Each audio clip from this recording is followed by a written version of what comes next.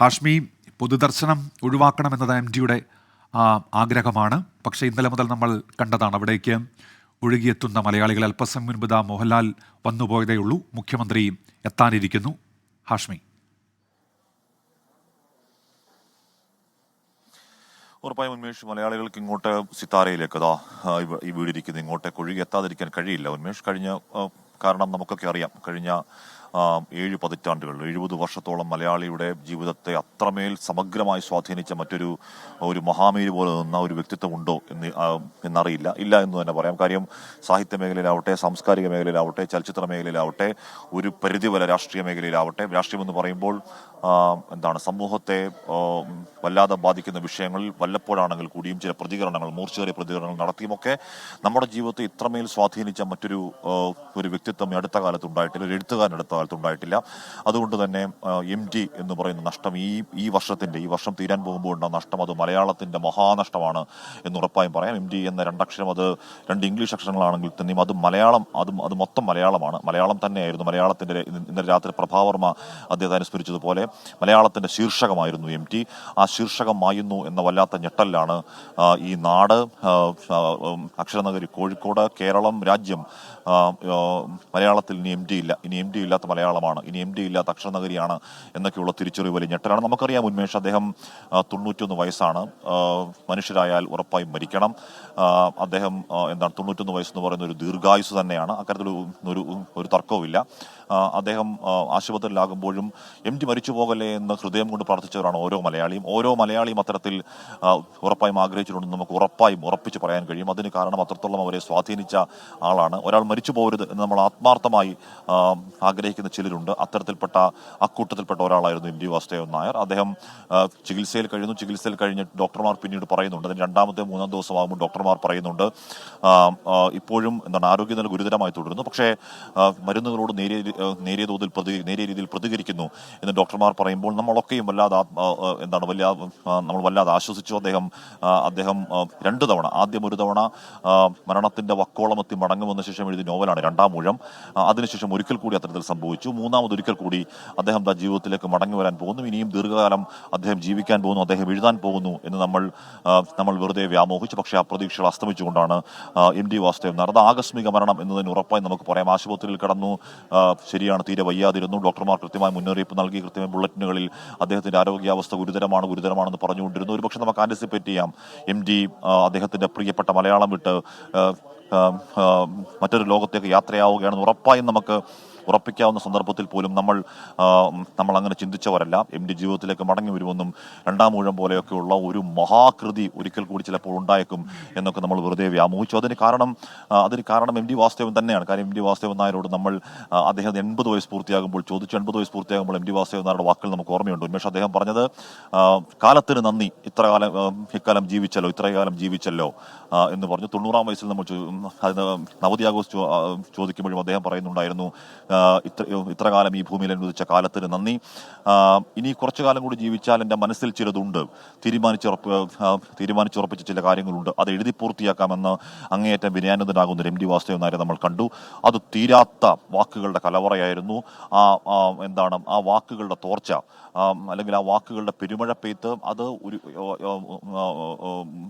ഉന്മേഷ് ഉറപ്പായും ഒരു കാര്യം പറയാം. ഒരുപക്ഷെ അടുത്ത തലമുറ, അല്ലെങ്കിൽ വരാനിരിക്കുന്ന ഒരു തലമുറ ഒരുപക്ഷെ വിശ്വസിച്ചേക്കില്ല. 91 വയസ്സിൽ ഒരു മനുഷ്യ ആയുസ്സിൽ ഇത്രത്തോളം എണ്ണം പറഞ്ഞ നോവലുകൾ, എണ്ണം പറഞ്ഞ ചെറുകഥകൾ, എണ്ണം പറഞ്ഞ സിനിമകൾ അദ്ദേഹം ചെയ്യാത്തത് എന്താണ്? അത്തരത്തിൽ ഈ വളരെ ക്വാളിറ്റി ആർട്ട് വർക്കിന്റെ ഒരു ബാഹുല്യമുള്ള ഒരു മനുഷ്യൻ അദ്ദേഹത്തിന് 91 വയസ്സിൽ ഇത്രയൊക്കെ ചെയ്തു തീർത്തു എന്നൊരു പക്ഷേ വരും തലമുറ ഒരുപക്ഷെ ഇനി വിശ്വസിച്ചെന്ന് വരില്ല.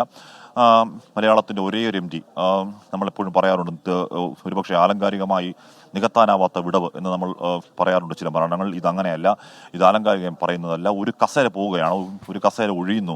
ആ കസേരയിലേക്ക് പകരം വെക്കാൻ ആരുമില്ലാത്ത വണ്ണം മലയാളത്തിന്റെ ഒരു മഹാമനീഷി, മലയാളത്തിന്റെ ഒരു മനസാക്ഷി, മലയാളത്തിന്റെ ഒരു മനസ്സ് ഇവിടെ നിന്ന് യാത്രയാവുന്നു. അത്യന്തം ഹൃദയവേദനയുണ്ട്, വ്യക്തിപരമായും അല്ലാതെയും ഒക്കെ. ഉന്മേഷമൊക്കെ അത് ഉറപ്പായും എനിക്ക് ഉറപ്പുണ്ട്, MD വാസുദേവൻ നായരുടെ മരണം കേൾക്കുന്ന ഓരോ മലയാളിയും അവനവന്റെ വീട്ടിനകത്ത് നടന്നൊരു വിയോഗം എന്ന മട്ടിൽ ഇപ്പോൾ ഉള്ളു വേദനിക്കുന്നുണ്ട്. ലോകത്തെവിടെയൊക്കെ മലയാളിയുണ്ടോ ആ മലയാളിയൊക്കെ ഇപ്പോൾ വല്ലാത്ത രീതിയിൽ സംതപ്ത മനസ്സോടുകൂടി ഇരിക്കുന്നുണ്ട്, വല്ലാത്ത രീതിയിൽ വിഹ്വല മനസ്സോടുകൂടി വലിയ വേദന അനുഭവിക്കുന്നുണ്ട്.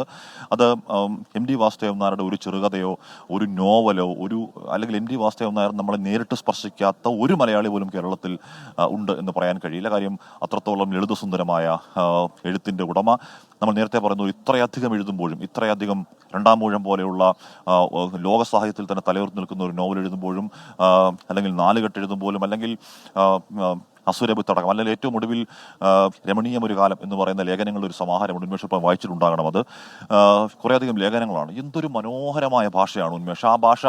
ആ ഭാഷയൊക്കെ നമുക്ക് നഷ്ടമാകുന്നു, നമുക്ക് എല്ലാ കാലത്തേക്കും നഷ്ടമാകുന്നു എന്ന തിരിച്ചറിവ് അക്ഷരങ്ങളെ സ്നേഹിക്കുന്ന ആരെയും വേദനിപ്പിക്കുന്നതാണ്. എന്ന് പറഞ്ഞ ചെറിയ പുസ്തകം, രമണീയം ഒരു കാലം ചെറിയൊരു പുസ്തകമാണ്. ചെറിയ പുസ്തകത്തിൽ അദ്ദേഹത്തിൻ്റെ ഓർമ്മകളുടെ മാക്സിം ഗോർക്കി കഥാപാത്രത്തെ പറ്റിയൊക്കെയുള്ള എഴുത്ത് ഒക്കെ വായിക്കുമ്പോൾ നമ്മുടെ കണ്ണുകൾ ഈർന്നണിയും. അത്രത്തോളം എഴുതിയിട്ടും അത്രത്തോളം മലയാളത്തിന് സംഭാവന ചെയ്തിട്ടും നോക്കിയാൽ ഒരൊറ്റ സാധാരണക്കാരനായ മലയാളിക്ക് മനസ്സിലാക്കാൻ കഴിയാത്ത ഒരൊറ്റ മലയാളം വാക്കുപോലും, ഒരു ദുർഗ്രഹമായ വാക്കുപോലും അദ്ദേഹത്തിൻ്റെ ഈ പറഞ്ഞ കൃതികൾ എവിടെയും ഉണ്ടാവില്ല. അനാവശ്യമായ ഏതെങ്കിലും തരത്തിലുള്ള പൊടിപ്പും തൊങ്ങലും ഉണ്ടാവില്ല. അനാവശ്യമായ ഏതെങ്കിലും തരത്തിലുള്ള സന്ദർഭങ്ങൾ കൂട്ടിച്ചേർക്കലുണ്ടാവില്ല. കൃത്യം മീറ്റർ പിടിച്ച് എഴുതുന്നത് പോലെയുള്ള കൃത്യമായ എഴുത്ത് അത് നമുക്ക് കൈമോശം വരുന്നു. ഇനി എം ടി വാസുദേവൻ നായരുടെ എഴുത്തുകൾ ആ എഴുത്തുകൾക്ക് അവസാനമുണ്ടാകുന്നു. ആ എഴുത്തുകൾ ഉറപ്പായും ഉന്മേഷ് മണ്ണും മലയാളവും ഉള്ളിടത്തോളം കാലം, ഒരിക്കൽ കൂടി പറയുന്നത്, മണ്ണും മലയാളവും എത്ര കാലം ഈ ഭൂമുഖത്തുണ്ടോ ആ ഉള്ളിടത്തോളം കാലം എം ടി വാസുദേവൻ നായർ ഓർമ്മകൾക്ക് മരണം ഉണ്ടാവില്ല, ആ കൃതികൾക്ക് മരണം ഉണ്ടാവില്ല. ആ കൃതികൾ തലമുറയിലേക്ക് കൈമാറി അങ്ങനെ പൊയ്ക്കൊണ്ടിരിക്കും. ഓർത്തോക്കണം ഉന്മേഷ്, ഒരു എഴുത്തുകാരന് അദ്ദേഹം ജീവിച്ചിരുന്ന തലമുറയെ സ്വാധീനിക്കാൻ കഴിയുന്നു. അദ്ദേഹത്തിൻ്റെ ഈ പറയുന്ന രക്തം പുരണ്ട മണൽത്തരികൾ എന്ന സമാഹാരം അദ്ദേഹത്തിന് കൈമുതലാകുന്ന ഡിഗ്രി വിദ്യാർത്ഥി ആയിരിക്കുമ്പോഴാണ്. അതിനു മുമ്പ് തന്നെ എഴുതുന്നു, 9ാം ക്ലാസ് മുതൽ എഴുതി തുടങ്ങുന്നു. അദ്ദേഹം ജീവിച്ചിരിക്കുന്ന തലമുറയെ അദ്ദേഹം സ്വാധീനിക്കുന്നു. അത് കഴിഞ്ഞു വരുന്ന തലമുറയെ അദ്ദേഹം സ്വാധീനിക്കുന്നു. അതിനുശേഷം നമ്മുടെയൊക്കെ തലമുറയെ അദ്ദേഹം സ്വാധീനിക്കുന്നു. വരാൻ പോകുന്ന തലമുറകളെ സ്വാധീനിക്കാനിരിക്കുന്നു. ഒന്ന് ആലോചിച്ച് നോക്കൂ, 3-4 തലമുറകളെ ഏതാണ്ട് ഒരേപോലെ സ്വാധീനിക്കുന്ന ഒരു എഴുത്തുകാരൻ നമ്മുടെ സമകാലീന അനുഭവത്തിൽ ഏതാണ്ടില്ല എന്ന് തന്നെ ഉറപ്പായും പറയാം. നമുക്കറിയാം, നമ്മൾ ഒരുപാട് എഴുത്തുകാരെ കാണുന്നുണ്ട്. അവരുടെ വ്യക്തിപ്രഭാവങ്ങൾ, അവരുടെ ജീവിതായുസ് തീരുന്നതോടുകൂടി അവരുടെ വ്യക്തിപ്രഭാവങ്ങൾ അടങ്ങുന്നത് നമ്മൾ കാണുന്നുണ്ട്. ഇതങ്ങനെയല്ല. ഇത് അമാനുഷികമെന്നോ അല്ലെങ്കിൽ ഇതിഹാസ തുല്യ ജീവിതമെന്നോ എന്നൊക്കെ വിളിക്കാവുന്ന രീതിയിൽ തലമുറകളിലേക്ക് പറന്നു കൊടുക്കുന്നു. ഇപ്പോഴും ആലോചിച്ച് നോക്കൂ, നാലുകെട്ടാവട്ടെ, രണ്ടാം മൂഴമാകട്ടെ, പതിപ്പുകളായി പിന്നെയും അതിങ്ങനെ ഇറങ്ങിക്കൊണ്ടേയിരിക്കുകയാണ്. ആ പുസ്തകങ്ങൾ വാങ്ങപ്പെടുന്നുണ്ട്, ആ പുസ്തകങ്ങൾ വല്ലാതെ വായിക്കപ്പെടുന്നുണ്ട്. പുതിയ തലമുറയിലേക്ക് ആ പുസ്തകങ്ങൾ എത്തും. നമ്മുടെ അനിയന്മാരായ അല്ലെങ്കിൽ അടുത്ത തലമുറയിലെ വിദ്യാർത്ഥികൾ വായന മരിച്ചു പോകുന്നു എന്നൊക്കെ പറയുമ്പോൾ പോലും അടുത്തറിയാവുന്ന വായിക്കുന്ന കുട്ടികളോട് ചോദിച്ചു നോക്കണം ഉന്മേഷ്, അവർ തേടിപ്പിടിച്ച് വായിക്കുന്നുണ്ട്.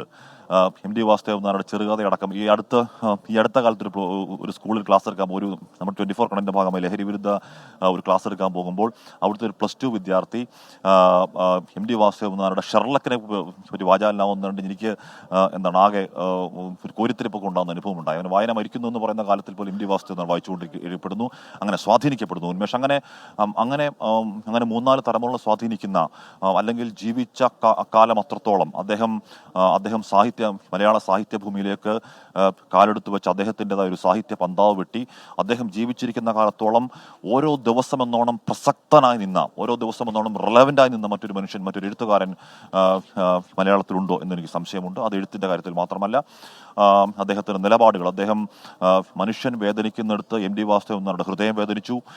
ആ ഹൃദയവേദനയോട് ഒരു പരകോടിയിലേക്ക് എത്തുമ്പോൾ ഒരു സമയം കഴിയുമ്പോൾ അദ്ദേഹത്തിൻ്റെ പ്രതികരണം വാക്കുകളായി പുറത്തേക്ക് വന്നു. ആ വാക്കുകൾ ആഞ്ഞടിക്കുന്ന വാക്കുകളായി മാറുന്ന കാഴ്ച നമ്മൾ പലഘട്ടം കണ്ടു. അതൊരു പക്ഷേ രാഷ്ട്രീയ നേതൃത്വങ്ങളെ അല്ലെങ്കിൽ രാഷ്ട്രീയ പ്രതികരണങ്ങളെയൊക്കെ ഉലയ്ക്കുന്ന രീതിയിൽ മുന്നും നോക്കാതെയുള്ള അല്ലെങ്കിൽ മുന്നിലുള്ള വലിപ്പം നോക്കാതെയുള്ള ആഞ്ഞടിക്കലുകൾ നമ്മൾ കണ്ടു. ആ ആഞ്ഞടിക്കലുകൾ എം ടി വാസുദേവൻ നായരുടെ വ്യക്തിപരമായ ആവശ്യത്തിന് വേണ്ടി ആയിരുന്നില്ല. അത് വേദനിക്കുന്ന മനുഷ്യന് വേണ്ടിയുള്ള ആഞ്ഞടിക്കലായിരുന്നു. അത് തെറ്റായ പ്രവണതകൾക്കെതിരെയുള്ള ആഞ്ഞടിക്കലായി നമുക്ക് ഒന്ന് തിരിഞ്ഞു നോക്കിയാൽ കാണാൻ കഴിയും. മുത്തങ്ങയിൽ ആദിവാസികൾക്ക് നേരെ വെടിവെപ്പുണ്ടായപ്പോൾ അദ്ദേഹം അവിടെ പ്രതികരിക്കുന്നുണ്ട്. മാറാട് കലാപ സമയത്ത് എം ടി വാസുദേവൻ നായർ കളത്തിലിറങ്ങുന്നുണ്ട്. ഏഷ്യാനിലുള്ള മങ്ങാട് രത്നാകരൻ എം ടി വാസുദേവൻ നായരുടെ ഒരു ശിഷ്യതുല്യൻ. അപ്പം രത്നാകരൻ പറഞ്ഞ കേട്ട അറിവുണ്ട്. ഈ മാറാട് കലാപ സമയത്ത് എം ടി വാസുദേവൻ നായർ യേശുദാസിനെ വിളിക്കുകയും യേശുദാസ് എം ടി വാസുദേവൻ നായർ വിളിച്ചതുകൊണ്ട് മാത്രം മാറാട് വരികയും കാര്യങ്ങൾ സംസാരിക്കുകയും ചെയ്യുന്നു. അതിനുശേഷം നോട്ട് നിരോധന കാലത്ത് മനുഷ്യൻ ബുദ്ധിമുട്ടിയപ്പോൾ, മനുഷ്യൻ ATMകൾക്ക് മുന്നിൽ നീണ്ട ക്യൂ നിന്നപ്പോൾ അതിന്റെ മൂർച്ചയേറിയ തീവാർന്ന പ്രതികരണം നമ്മൾ കണ്ടു. ഏറ്റവും ഒടുവിൽ അധികാരം പ്രമത്തമാവുന്ന കാലത്തെ ഒരു പ്രതികരണം നമ്മൾ കണ്ടു. അങ്ങനെ കാലം എപ്പോൾ ആവശ്യപ്പെടുന്നു, എപ്പോഴും എം ടി വാസുദേവൻ നായർ തരത്തിൽ സാമൂഹിക വിഷയങ്ങൾ പ്രതികരിച്ച് നമ്മൾ കാണാറില്ല. പക്ഷേ പ്രതികരിക്കേണ്ട സമയത്ത് അദ്ദേഹത്തിന്റെ ഹൃദയം പൊള്ളി, അത് വേദനിച്ച് മനുഷ്യൻ കഷ്ടപ്പെടുന്ന അതിൻ്റെ ആ വികാരത്തിൽ അദ്ദേഹം പ്രതികരിക്കാറുണ്ട്. ആ പ്രതികരണം അത് മൂർച്ചയേറിയ പ്രതികരണമാണ്. ആ പ്രതികരണത്തിന് വേണ്ടി നാട് കാതോർക്കുന്ന കാഴ്ചകൾ, അത് ദീർഘനാൾ ചർച്ചയാവുന്ന കാഴ്ചകളൊക്കെ നമ്മൾ കണ്ടു. അങ്ങനെ ഏതർത്ഥത്തിൽ നോക്കിയാലും നമുക്ക് നികത്താനാവാത്ത ഒരു മഹാവിടവ് എന്നുറപ്പായും പറയാം. എം ടി വാസുദേവൻ നായർ അദ്ദേഹം തന്നെ പറയുന്നത് പോലെ, അദ്ദേഹത്തിൻ്റെ ഒരു കൃതിയിൽ പറയും പോലെ, ഉള്ളിലേക്ക് നോക്കുമ്പോൾ ഒന്നുമില്ല, പൊട്ടിയ ഭിക്ഷാപാത്രം പോലെ ശൂന്യമായൊരു മനസ്സ് എന്ന് എം ടി തന്നെ പറഞ്ഞതുപോലെ, നമ്മൾ ഇപ്പോൾ ഓരോ മലയാളിയുടെ ഉള്ളിലേക്ക് നോക്കിയാൽ അവരുടെ മനസ്സുകൾ ശൂന്യമാണ്. അവരുടെ മനസ്സുകളിൽ എം ടി ഒഴുക്കിയ അപ്പുണ്യടക്കമുള്ള കഥാപാത്രങ്ങൾ മാത്രം ഇപ്പോൾ നിറഞ്ഞു നിൽക്കുന്നു. അദ്ദേഹത്തെക്കുറിച്ചുള്ള നൂറ് ഓർമ്മകൾ ഇപ്പോൾ നിറഞ്ഞു നിൽക്കുന്നു. എം ടി വാസുദേവൻ നായർ ഇവിടെ അവസാനമായി ഇന്ന് പുറത്തേക്ക് ഇറങ്ങാൻ പോവുകയാണ്. അത് ഇനി സിത്താരയിലേക്ക് അദ്ദേഹം ഒരുപാട് കാലം ഉണ്ടായിരുന്നു, ഒരുപാട് കാലം വിശ്രമ ജീവിതം നയിച്ച, ഒരുപാട് എഴുത്തുകൾ പൂർത്തിയാക്കി സിത്താരയിലേക്ക് ഇനി ഒരു മടങ്ങിവരവില്ലാത്തവണ്ണം എം ടി വാസുദേവൻ നായർ വീടിന് പുറത്തേക്ക് ഇറങ്ങാൻ പോകുന്നു. ഇന്ന് രാവിലെയാണ് ഉന്മേഷ് മോഹൻലാൽ ഇങ്ങോട്ടേക്ക് വന്ന മോഹൻലാലിന്റെ കണ്ടമിടുന്ന കാഴ്ച നമ്മൾ കണ്ടു. അദ്ദേഹം സദയമടക്കമുള്ള ഒരുപാട് സിനിമകൾ മാത്രമാണെങ്കിലും, ഒരുപക്ഷെ മമ്മൂട്ടി വെച്ച് നോക്കുകയാണെങ്കിൽ അത്രത്തോളം സിനിമകൾ മോഹൻലാൽ എം ടി വാസുദേവനുമായി ചേർന്ന് ചെയ്തിട്ടില്ലെങ്കിൽ കൂടിയും ആ പ്രതികരണത്തിൽ അദ്ദേഹത്തിന്റെ ശബ്ദമിടറുന്ന കാഴ്ച, വാക്കുകൾ പൂർത്തിയാക്കാനാവാതെ മോഹൻലാൽ മടങ്ങുന്നത് കണ്ടു. അത്രത്തോളം വൈകാരിക ബന്ധം അവിടെയുണ്ട്. മോഹൻലാലിന്റെ ഓർമ്മക്കുറിപ്പ് നമ്മൾ കാണുന്നുണ്ട്. മോഹൻലാൽ പറയുന്നത്, എൻ്റെ മുന്നിൽ കാഴ്ചകൾ മങ്ങുകയാണ്, ആ ഓർമ്മകൾക്ക് മുന്നിൽ ഞാൻ അല്ലെങ്കിൽ എൻ്റെ മനസ്സിലേക്ക് ഓർമ്മകളൊന്നും ഇപ്പോൾ വരുന്നില്ല, ഞാൻ കൈമലർത്തുന്നു എന്ന് പറഞ്ഞുകൊണ്ടാണ് മമ്മൂട്ടി ആ ഓർമ്മക്കുറിപ്പ് അവസാനിപ്പിച്ചു. നമ്മൾ കണ്ടതാണ് ഈ അടുത്തൊരു ചടങ്ങിനിടയിൽ. ആ ചടങ്ങ് മറ്റൊരു കാര്യം കൊണ്ടുകൂടി ശ്രദ്ധാകേന്ദ്രമായിരുന്നു ഉന്മേഷ്. അത് നമ്മൾ ഈ സമയത്ത് പറയേണ്ടതല്ല. ആസിഫ് അലിക്ക് നേരിട്ട ഒരു ദുരനുഭവം നമുക്ക് ഓർമ്മ നമ്മൾ ചർച്ച ചെയ്തതാണ്. അതേ ദിവസം തന്നെയാണ് മമ്മൂട്ടി എന്ന് പറയുന്ന മലയാളത്തിലെ മഹാനടന്റെ നെഞ്ചിലേക്ക് ചാഞ്ഞു നിൽക്കുന്ന, ഒരു കുഞ്ഞിനെ പോലെ ചാഞ്ഞു നിൽക്കുന്ന എം ടി വാസുദേവൻ നായരുടെ ഊഷ്മളമായ ചിത്രം, മനോഹരമായൊരു ചിത്രം, ഒരു ദൃശ്യം നമ്മളൊക്കെ കണ്ടത്. അപ്പോൾ അങ്ങനെ മമ്മൂട്ടിയോട്, മോഹൻലാലിനോട്, അദ്ദേഹത്തിന് നമ്മൾ ഈ കണ്ട ഇന്നലെ മുതൽ എടുക്കുന്ന ഒരുപാട് പ്രതികരണങ്ങൾ നോക്കൂ. എല്ലാ പ്രതികരണങ്ങളിലും ആൾക്കാർക്ക് പറയാനുള്ളത് എം ടി വാസുദേവൻ നായരുമായുള്ള ഒരു വ്യക്തിപരമായ ബന്ധത്തെക്കുറിച്ചാണ്. ഇപ്പോൾ KR മീര ഇന്നലെ സംസാരിച്ചു. KR മീര പറയുന്നത്, എനിക്ക് എം ടി വാസുദേവൻ നായരുമായുള്ള പേഴ്സണൽ അടുപ്പം അധികം അവകാശപ്പെടാനില്ലെങ്കിലും എന്ന് പറഞ്ഞുകൊണ്ട് ഏത് രീതിയിലാണ് അദ്ദേഹത്തിന്റെ കൃതികൾ KR മീരയെ സ്വാധീനിച്ചത് എന്ന് പറയുകയായിരുന്നു ആ എഴുത്തുകാരി. അങ്ങനെ ഓരോ എഴുത്തുകാരുടെയും മനസ്സിൽ നേരിട്ട് സ്വാധീനിക്കുന്ന ഒന്ന് എം ടി ഒരു വല്ലാത്തൊരു മായാജാലം എം ടി വാസുദേവൻ നായരുടെ വാക്കുകൾക്ക്, അദ്ദേഹത്തിന്റെ എഴുത്തുകൾക്കുണ്ട്. നമ്മളൊക്കെ എം ടി വാസുദേവൻ നായരെ വായിച്ചു വളർന്ന തലമുറയാണെന്ന് ഉറപ്പായും പറയാം. അതുമാത്രമല്ല, എം ടി വാസുദേവൻ നായരുടെ കാലത്ത് ജീവിച്ചിരുന്നവർ ഇന്ന് നമുക്ക് തലപ്പൊക്കത്തിൽ അഭിമാനത്തോടു കൂടി പറയാൻ ഉറപ്പായും കഴിയും. കാര്യം, ഇനി ഇങ്ങനൊരു മനുഷ്യൻ, ഇനി ഇങ്ങനൊരു ഇതിഹാസം പിറവി കൊള്ളുമോ എന്ന കാര്യത്തിൽ എനിക്ക് ബലമായ സംശയമുണ്ട്. ഉന്മേഷം ഉണ്ടാവില്ല എന്നതിന് ഉറപ്പായും പറയാം. കാര്യം, ഇതൊരു കാലഘട്ടത്തിന്റെ M T Vasudevan Nair, M T എന്ന രണ്ടക്ഷരത്തിലോ എം ടി വാസുദേവൻ നായർ എന്ന ഒരു നാമധേയത്തിലോ പറയേണ്ടതല്ല. അതൊരു ബൃഹദാഖ്യാനമാണ്, അതൊരു ഗ്രാൻഡ് നറേറ്റീവാണ്. അത് മലയാളത്തിന്റെ മേൽവിലാസമാണ്. അപ്പോൾ ആ ബൃഹദാഖ്യായി ഇനി അങ്ങനെ അതൊരു കാലത്തിന്റെ മൂല്യം, അല്ലെങ്കിൽ ഒരു കാലത്തിന്റെ വലിയ തലപ്പൊക്കം, ഒരു കാലത്തിന്റെ വലിയ മഹാമേരു എന്നൊക്കെ നിലയ്ക്ക് അപൂർവമായി മാത്രം സംഭവിക്കുന്നതാണ്. ഇനി അങ്ങനെ ഉണ്ടാകുമോ എന്ന കാര്യം സംശയമാണ്. അപ്പോൾ അത്തരത്തിൽ ഓരോ മനുഷ്യനെയും നേരിട്ട് സ്വാധീനിക്കുന്ന തരത്തിൽ ആലോചിച്ച് നോക്കണം. ഇപ്പോൾ ഒരു മലയാളി, അവൻ്റെ വിദ്യാഭ്യാസം എത്രയും ആയിക്കോട്ടെ, അവൻ 10ാം ക്ലാസ് പാസ്സാവുകയോ തോൽക്കുകയോ ചെയ്തൊരു ആളാവട്ടെ, അല്ലെങ്കിൽ വിദ്യാഭ്യാസത്തിന് ഉന്നത ശൃംഖങ്ങൾ വിരാജിക്കുന്ന ഒരു പോസ്റ്റ് ഗ്രാജുവേഷനും പോസ്റ്റ് ഡോക്കും ഒക്കെ കഴിഞ്ഞ് ഉന്നതത്തിൽ നിൽക്കുന്ന ആളാവട്ടെ, ആർക്കും എം ടി വാസുദേവൻ നായരുടെ രചനകളെ അധികം ബുദ്ധിമുട്ടില്ല ആ സാഹിത്യ ലോകത്തേക്ക് അവർ കടന്നു കയറാൻ കഴിയുന്നു, അതിൽ ജീവിക്കാൻ അവർക്ക് കഴിയുന്നു. മാത്രമല്ല, നമ്മൾ വായിക്കുന്ന ഒന്നല്ലെങ്കിൽ മറ്റൊരു കഥാപാത്രമേ ഇത് ഞാനാണല്ലോ എന്ന് ചിന്തിക്കാത്ത കഥാപാത്രമുണ്ടോ? അതിപ്പോൾ സേതു ആകട്ടെ, അപ്പുണ്ണിയാകട്ടെ, ആരുമായിക്കോട്ടെ, ഇപ്പോൾ 2ാം എഴുത്തിലെ ഭീമൻ തന്നെ ആയിക്കോട്ടെ, ഭീമൻ തന്നെ നമ്മൾ വായിക്കുമ്പോഴും പലപ്പോഴും നമ്മുടെ മനസ്സിലേക്ക് ഓടിയെത്താറുണ്ട്. ഭീമൻ എപ്പോഴും രണ്ടാമനാകുന്ന ഭീമൻ, ഇത് ഞാനാണോ, ഈ ഭീമൻ ഞാനാണോ എന്ന് തോന്നാറുണ്ട്. അല്ലെങ്കിൽ സേതുവിനോട് സുമിത്ര പറയുന്നുണ്ട്, സേതുവിന് ഒരാളെ മാത്രമേ ഈ ലോകത്ത് ഇഷ്ടമുള്ളൂ, അത് സേതുവിനെ മാത്രമാണ്. സുമിത്ര പറയുന്നത് ചിലപ്പോൾ തോന്നാറുണ്ട്, സ്വാർത്ഥതയുടെ പടുകുഴിയിലെ ഈ സേതു ഞാൻ തന്നെയാണോ എന്ന്. ഈ പറഞ്ഞ കഥാപാത്രങ്ങൾ, ഈ പറഞ്ഞ എഴുത്തുകൾ വായിക്കുന്ന ഓരോരുത്തർക്കും ഇത് ഞാൻ തന്നെയാണോ എന്ന് കോറിലേറ്റ് ചെയ്യാൻ കഴിയുന്ന, റിലേറ്റ് ചെയ്യാൻ കഴിയുന്ന മറ്റ് എഴുത്തുകാർ എത്ര പേർ നമുക്കുണ്ടെന്ന് അറിയില്ല. എം.ടി. വാസുദേവൻ നായർ ഉറപ്പായും സംശയമില്ലാതെ പറയാം മലയാളത്തിൻ്റെ അല്ലെങ്കിൽ മലയാളിയുടെ ഹൃദയത്തെ അത്ര ആഴത്തിൽ സ്പർശിച്ച ഒരു കഥാകാരൻ വിടവാങ്ങുകയാണ്. ഉന്മേഷ് അല്പസമയത്തിനകം മുഖ്യമന്ത്രി പിണറായി വിജയൻ ഇങ്ങോട്ടേക്ക് എത്താൻ പോകുന്നു. 7 മണിയോടുകൂടി മുഖ്യമന്ത്രി പിണറായി വിജയൻ ഇങ്ങോട്ടേക്ക് എത്തുമെന്നാണ് അറിയാൻ കഴിയുന്നത്. കോഴിക്കോട് ഗസ്റ്റ് ഹൗസിൽ അദ്ദേഹം രാത്രി എത്തിയിട്ടുണ്ട്, അവിടെ വിശ്രമിക്കുകയാണ്. അതിനുശേഷം ഒരുപാട് പ്രമുഖരായ വ്യക്തികൾ ഇങ്ങോട്ടേക്ക് എത്താൻ പോകുന്നു. ഒരുപാട് അദ്ദേഹത്തിൻ്റെ ആരാധകർ, അദ്ദേഹത്തിൻ്റെ അക്ഷരങ്ങളെ ഉപാസിച്ചവർ, അക്ഷരങ്ങളെ ഒരു തെന്മഴ പോലെ കൊണ്ടവർ ഇങ്ങോട്ടേക്ക് എത്താൻ പോകുന്നു. ഇവിടെ ഒരു പൊതുദർശനം എന്ന ഒരു ഒഫീഷ്യൽ പദവിയിലുള്ള പൊതുദർശനം വേണ്ട എന്ന് എം.ടി. വാസുദേവൻ നേരത്തെ പറഞ്ഞിട്ടുണ്ട്. നേരത്തെ പറയുമ്പോൾ അദ്ദേഹം ജീവിതത്തിൽ എത്രത്തോളം കർശനമായ നിഷ്ഠ പുലർത്തിയോ അതേപോലെ തന്നെ അദ്ദേഹം മരണത്തിലും അത് ആവർത്തിക്കുന്നു. എനിക്ക് പൊതുദർശനം വേണ്ട, ഔദ്യോഗിക ബഹുമതികൾ വേണ്ട എന്നൊക്കെ നേരത്തെ പറഞ്ഞ് ഏൽപ്പിച്ചിട്ടാണ് എം.ടി. വാസുദേവൻ നായർ യാത്രയാവുന്നത്. അതുകൊണ്ട് മറ്റെവിടെയെങ്കിലും ഇപ്പോൾ കോഴിക്കോട് അദ്ദേഹത്തിന് പൊതുദർശനമാണെങ്കിൽ എവിടെയൊക്കെ വെക്കാനുണ്ടാകും. ടൗൺ ഹാളിലടക്കം എം ഡി വിഹരിച്ച, എം ഡിയുടെ സാഹിത്യ സായാഹ്നങ്ങൾ നടന്ന, അല്ലെങ്കിൽ എം ഡിയുടെ സാഹിത്യ കൂട്ടുകെട്ടുകൾ നടന്ന, അങ്ങനെ അല്ലെങ്കിൽ എം ഡിയുടെ ക്വാളിറ്റി ടൈം, ഇപ്പോൾ മറ്റ് പല സാഹിത്യകാരന്മാരും എം ഡി ചേർന്നിരിക്കുന്നതും ഒക്കെ ഒരു സാഹിത്യ സതിരാണ്, ഒരു സാഹിത്യ ദർബാറാണ്. അങ്ങനെ എത്ര സ്ഥലങ്ങൾ കോഴിക്കോടുണ്ട്. അവിടെയൊന്നും ഒരു പൊതുദർശനമില്ല. ഈ വീട്ടിൽ മാത്രമാണ് പൊതുദർശനം എന്ന വാക്ക് വെച്ച് വിളിക്കാൻ കഴിയുമെങ്കിലും എം.ടി. വാസുദേവൻ നായർ വൈകിട്ട് 4 മണി വരെ ഈ വീട്ടിലുണ്ടാകും. അദ്ദേഹത്തെ കാണേണ്ടവർക്ക് ആരാവട്ടെ, അത് പാമരനാവട്ടെ പണക്കാരനാവട്ടെ, ജീവിതത്തിൻ്റെ ഏത് മേഖലയിലുള്ളവർക്കാവട്ടെ അദ്ദേഹത്തെ ഒന്ന് കാണാൻ ഇങ്ങോട്ടേക്ക് വരാം. 4 മണിയോടുകൂടി ഇവിടുന്ന് 3-3.5 കിലോമീറ്റർ അകലെയാണ് മാവൂർ റോഡ് ശ്മശാനം. അങ്ങോട്ടേക്ക് ഒരു ചെറിയ വിലാപയാത്ര കണക്കെ അങ്ങോട്ടേക്ക് പോകുന്നു. അതിനുശേഷം അവിടെ സംസ്കരിക്കുന്നു. അങ്ങനെയാണ് ഇപ്പോഴത്തെ ഷെഡ്യൂൾ. അതധികം വൈകാനിടയില്ല. കാര്യം എം.ടി. വാസുദേവൻ നായർ ഈ പറയുന്ന എൻ്റെ മരണം ആഘോഷമാക്കരുത് എന്നതടക്കം.